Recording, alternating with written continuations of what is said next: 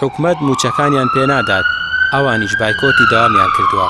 کارمەندانی تەندروستی لە زۆربەی شار و شارۆچکەکان بایکۆتیان لە ئەرکەکانیان ڕاگەیاندوو تا ئەو کاتەی حکومەت بە شێوەیەکی ئاسایی و بەبێ دواکەوتن موچەیان پێنەدات بایکۆت ناشکێنن.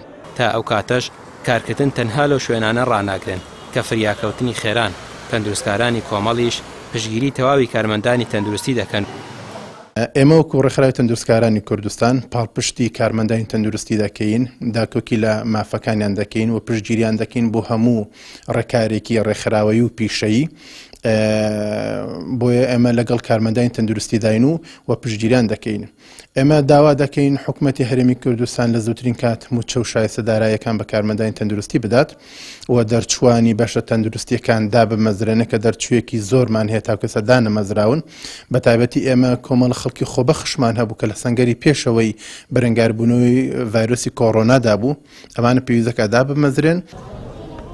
بایکۆتی کارمەندانی تەندروستی لە کاتێکدایە دۆخی کوردستان و جیهان هێشتا لە بەردەم مەترسی کۆڕۆنادایە.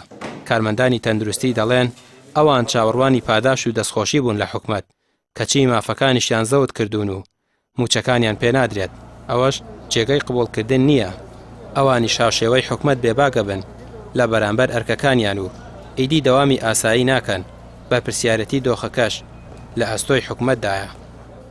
ئێمە وەکو سەندیکای کارمەندانی تەندروستی لە سلێمانی بڕیارماندا بایکۆتی دەوام لە سەرجەم ناوەندەکانی تەندروستی بکەین جگە لە شوێنە هەستیارەکان و ئەو شوێنانەی تایبەتن بە ڕوبەڕووبوونەوەی پەتای ڤایرۆسی کۆرۆنا و لە ئەگەری وەڵام نەدانەوەی حکوومەت و هەرسێ سەرۆکایەتیەکەی حکوومەتی هەرێمی کوردستان بە دڵنیایی هەڵوێستەکانمان فراوانترە بێ. بەداخەوە بۆ سەرۆکایەتی پەرلەمانی کوردستانی هەرێمی کوردستان و بەداخەوە بۆ سەرۆکایەتی هەرێمی کوردستان، بەداخەوە بۆ سەرۆکایەتی ئەنجومەنی وەزیرانی کوردستان کە تاکو ئێستا هیچ کام لە داواکاریەکانی ئێمەیان جێبەجێ نەکردووە.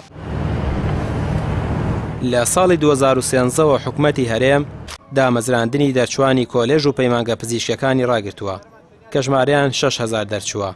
2,000 خۆبەخشیش بە بەردەوامی لە نەخۆشخانە و دامەزراوە تەندروستیەکان کاریان کردووە. لە 2013 شەوە تا ئێستا 7,000 میلاکی تەندروستی فەوتاوە، بەڵام شوێنەکانیان پڕ نەکراوەتەوە. حکومەت نە دەرچوان دادەمەزرێنێت و ئەوانەشی دامەزراون موچیان پێنادات. کارمەندانی تەندروستیش هیچ بژاردەیەکی تریان لەبەر دەستدا نییە جگە لە بایکۆتکردنی کارەکانیان. ڕامیار عوسمان، کەناڵی پێام، سلێمانی.